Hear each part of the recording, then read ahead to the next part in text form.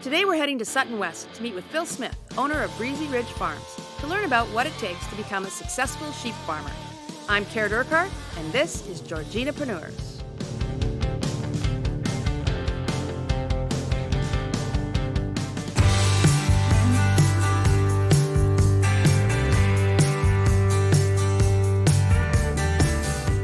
My name's Phil Smith, and this is Breezy Ridge Farm. We're here in Georgina, 203 Mount Pleasant Trail. So Breezy Ridge Farm is a modern sheep farm. We raise 1,500 lambs every year. You can hear our dogs that are guarding the sheep. These are livestock guardian dogs, and they live outside all year round and are protecting the flock. Our family have always farmed in York region since 1800. We're right by Lake Simcoe, and that moderates our climate. The family first came up to York region, up from the States, and they brought sheep up with them. So our family have always raised sheep for every generation, and now my sons are in the business with us. My sons do a lot more of the physical work. I'm getting older. And that just happens in life. And we also hire 2 other people to help us during different times of the year. And my wife takes care of the nursery. She takes care of all the orphan lambs that we end up getting. When my wife and I first came here, we bought this piece of property. We had to fence all the outer areas with high tensile electric fence. And that's to protect from the coyotes, and that also keeps the dogs in. That was the first major change we had to do. We had to build new barns for sheep, and we also tile drained the land to take the water away. We get a lot of rain here in this part of York region. Managing water is very important. We're lucky, we have a really good council and mayor that work with us in agriculture, but mostly all our work is done with the Ministry of Agriculture. We work with the University of Guelph and Toronto General Hospital, and we're also now working with Massey College in New Zealand on different research projects that we're studying. One note about farming here in York region is that the York regional farming output is larger than the whole industrial base of the east coast of Canada. So my wife and I have farmed here for 44 years in York region, and we really like it. And my sons are very excited and active with the farm and enjoy it. It gives us a great future for this farm.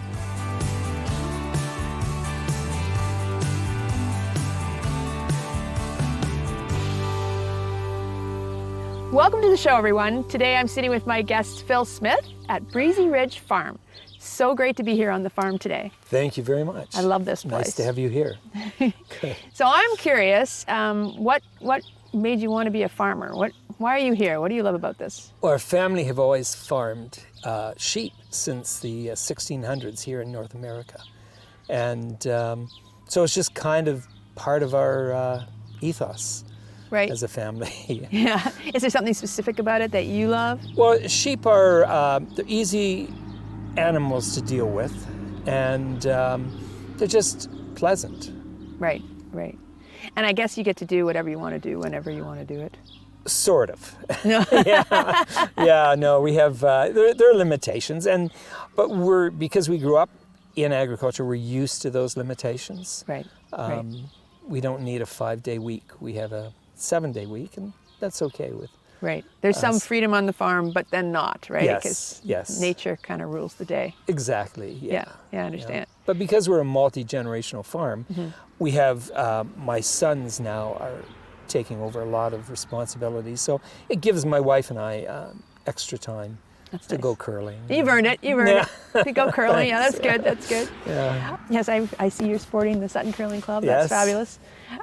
So let me ask you about the research you guys do. You do a lot of research with different places here. And one of the things that you mentioned earlier was that in the day when we were walking around was the tags on the sheep's ears. Yeah. Can you tell me a little bit about that? So they're now mandatory across the country.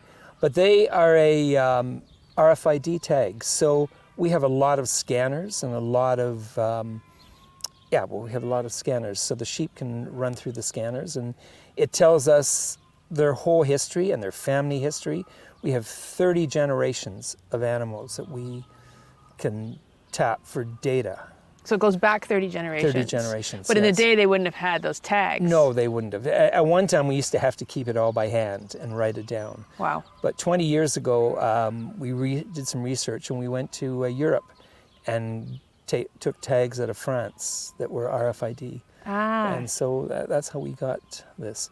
So because we have so much data, the University of Guelph that we work quite extensively with, and the Ministry of Agriculture, we can they can look at that data and start tracking trends or tracking information and health information, and so they can use it for scientific research too. I think it's amazing that they have that it goes back that long in terms of the research piece of it. Yeah, and so they can see how things have gone over 30 years. So they can make health decisions on research, and and now they're finding things that sheep have for human that are linked to human research too. Oh, which is even more fascinating, right? For the medicine for humans linked to sheep. That's amazing. So on the note on the sheep, in terms of what do they eat? They grain mostly, right? Yeah, sheep eat. They eat grain. They eat mostly a lot of forages, grasses, alfalfa, and but they do eat grain, and we grow sheep on grain. Now, the grains that we use, all grains have 5 classes, 5 grades. And we're using the lower grades of grain that the sheep can digest that can't be used for humans. Okay. So probably only 30% or 40%, 30% of all grains can be used for human consumption. The rest has to be fed to livestock. And what is it about them that makes them able to eat that grain? Because they're a ruminant, which means they have multiple stomachs, they can digest if there's microtoxins in the grain, they can absorb that and digest it. Okay, fascinating.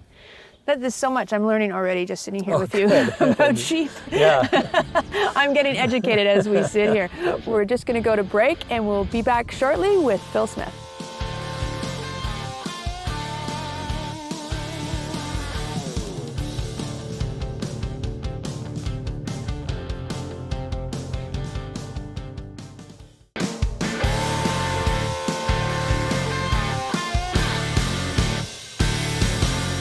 Welcome back, everyone. I'm here with my guest, Phil Smith at Breezy Ridge Farm, and we've been talking about what sheep eat.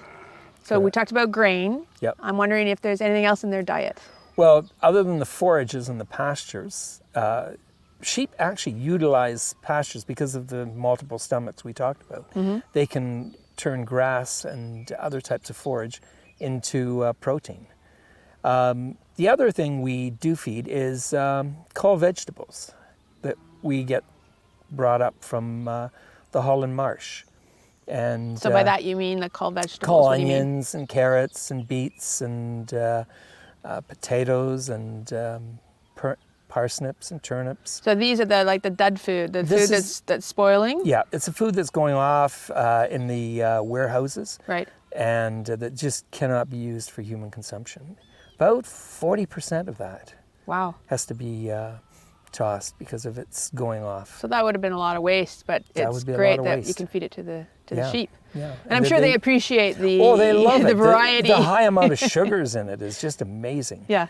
And again, because they're a ruminant, they can process that through their stomachs. The veggie buffet. The veggie buffet, yeah, that's it.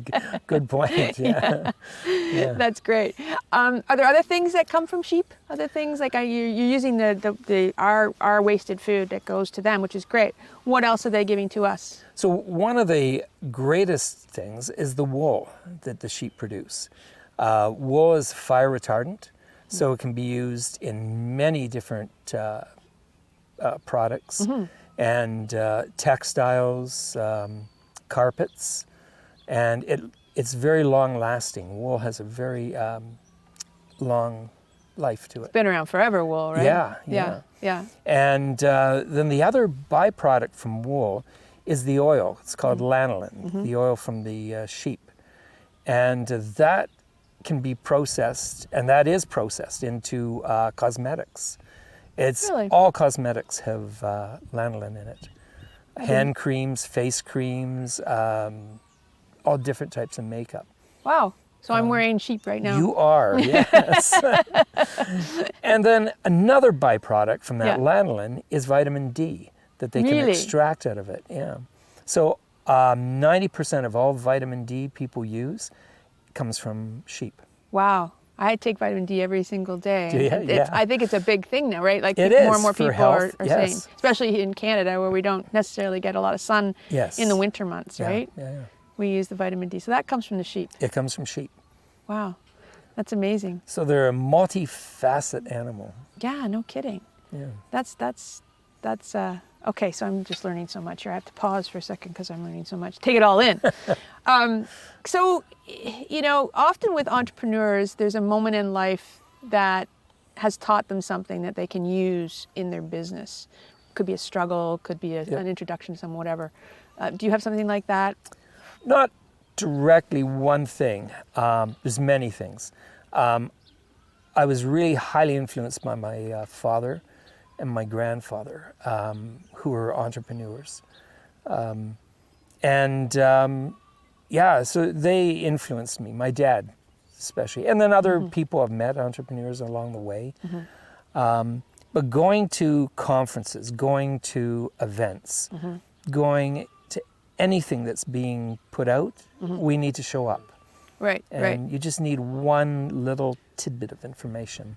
But what gave you the chops to take on a farm? I mean, there's so many variables here, weather, animals, I mean, you name it, you could get affected by it here, right? Yeah. It's a special kind of person that can do a farm. Yeah, you have to not worry a lot.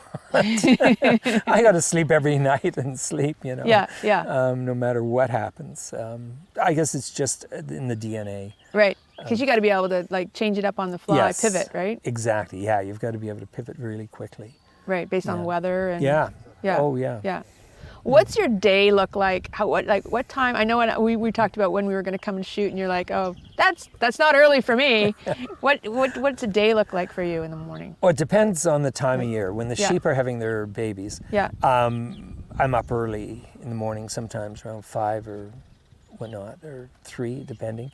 And this time of year, it's 3. Sorry, I do get up at 3. Yeah. Okay. Yeah. Just to check them, and I go out, check them, and then go back to bed for another hour or two and make sure. So you just come out, how y'all doing? And they're like, do, we're good. Yeah, you know, and sort all the new lambs, make sure they're all in, you know, had a little bit of milk, and it only takes a few minutes to sort through a bunch, and and then go back to bed. And I'm good at cat naps.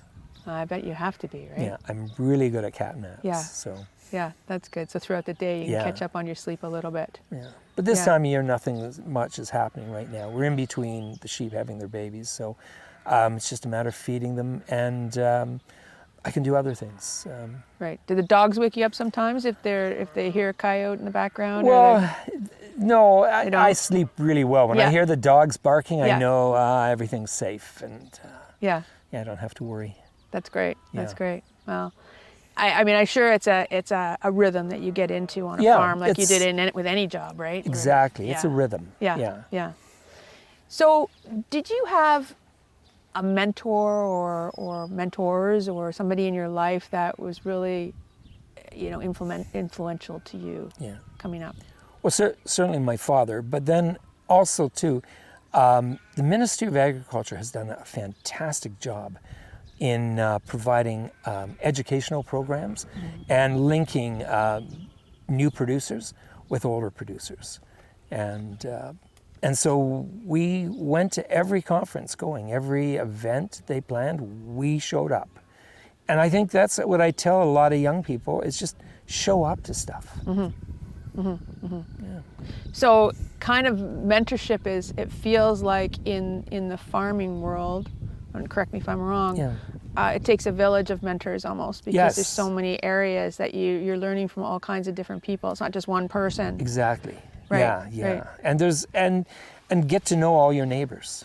If you don't know your neighbors, who do how are you going to get help from Right. people? And Right, right. Yeah. So it is. That's a good expression. It takes a village, and that's for sure in agriculture. That is what it is. 100%. Yeah. Okay, well, on that note, we're going to go to another break, and we'll chat some more in a minute. Okay. Good. We'll be right back here on the farm.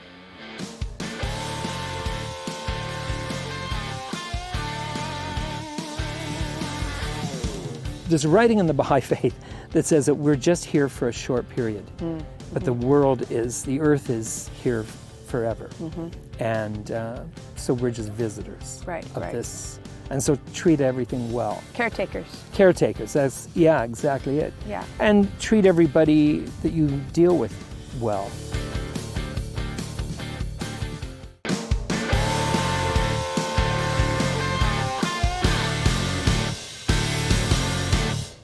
And we're back at Breezy Ridge Farm talking to Phil Smith. I'm learning so much about sheep today. It's just like a whole education. I should be paying you to sit here and teach me about this. We've been talking about mentors, and you were talking about your dad, and you were talking about other types of people who have mentored you. Yeah. I'm wondering, do you have some kind of a mentorship program here at the farm? We do. We run a program where we'll bring in young farmers from an agricultural background who want to get into sheep. And we train them for a few days. They come and they learn, and then we follow up all the time. We have close connections. You make a friend, right? And so we follow up, and we want them to be successful. And so we do that. So you've got lots of apostles out there that you've sent out into the world to become sheep farmers. Yeah, I do. And then they go off and do something different too, which is kind of interesting. So we like to follow up to see anything new that they come up with. It's kind of neat. Right. Yeah. That's very cool. I'm assuming because you're in the land farm business, and you're really in touch with nature, and you're really in touch with the earth. Yeah. Is there a special connection that you have that would be different than somebody like me? Well, there's a spiritual connection because we're surrounded by all the birds, and you kind of need to know what the different birds are that are coming and when they're coming. But there's a whole spiritual connection. Our family are all members of the Baha'i faith, and we've been Baha'is. Now we have 4 generations of our family. Wow. Who are Baha'is. We came from that old Quaker background, and so we see it. It frames on how we see everything in life, and. So what does the land on the farm mean to you, like the actual, terra firma? It's part of, there's writing in the Baha'i faith that says that we're just here for a short period, but the earth is here forever. And so we're just visitors of this. And so treat everything well. Caretakers. Caretakers, that's, exactly it. Yeah. And treat everybody that you deal with well. And Right. Yeah. I love that. There's an energy around that on the farm. Yeah, there's that really energy. Special. Really, just you absorb, you become part of it, and if we can share that with others, the enjoyment of just life. Well, you are sharing it with others good. now. Not just everybody out there, but me too, and the crew. We're really enjoying our experience here. So, advice. What advice do you have for young farmers coming up? I think if you don't come from a farm background and you don't have that experience, you need to get education. You need to, University of Guelph, we have a fantastic university here in Ontario, and there are agricultural colleges that kids can go to, because there's different aspects of agriculture other than just raising livestock. There's the whole support team that we depend on. The agronomists, the nutritionists. So, sorry, say that word again. Agronomist. What does that mean? Somebody who deals with soils and understands fertility of soils. All right. And the ag specialist, the nutritionist, who makes sure all our sheep have a nutritionist. Really? Yes, and everything that they eat is monitored, and she does this. Nutritionist we have, Courtney Veen. She does this. She's a young woman and an amazing nutritionist. Yes, and then we have veterinarians that we work with, vet techs that are fantastic. So there's a whole like underbelly of farming that we know nothing about, right? Oh, All these people that are here. So for young people coming up that, maybe they look at the actual farming part as being really overwhelming. Like, I don't know if I could start with a piece of property and animals. Exactly. What would you suggest to them? Go to university or go to college, take farming courses, take agriculture courses, and see, there may be another aspect of agriculture that you could fit into that would work really well for you. But a lot of it is about entrepreneurs. Right. All the people we deal with are entrepreneurs. Yeah. The dogs aren't happy with us right No. now. I hear them barking. They want us to go away. We're not going anywhere yet, dogs. So there's so many different aspects to running a farm. I mean, it really is a family and a team. I mean, the nutritionist, I'm just learning this now. Yeah. I mean, this is an amazing thing. The people who bring the food for your sheep, from the soiled, the bad food. Is there anything else that we haven't heard about, that other pieces of the farm that you want to share with us today about? What else, how it works? Yeah, well, this whole team, as long as you can work in a team. If you want to be an independent person, unconnected with anybody, this is not the profession to be in. Even though we're isolated in our work, because we're working with teams all the time, we're not isolated. And right. And so they're also a good support. Right. You need your neighbors. You need all the people in the community that are working in the farming industry from and top to bottom. I guess there's just so many layers. And we have fantastic governments here in North America that really are concerned about agriculture.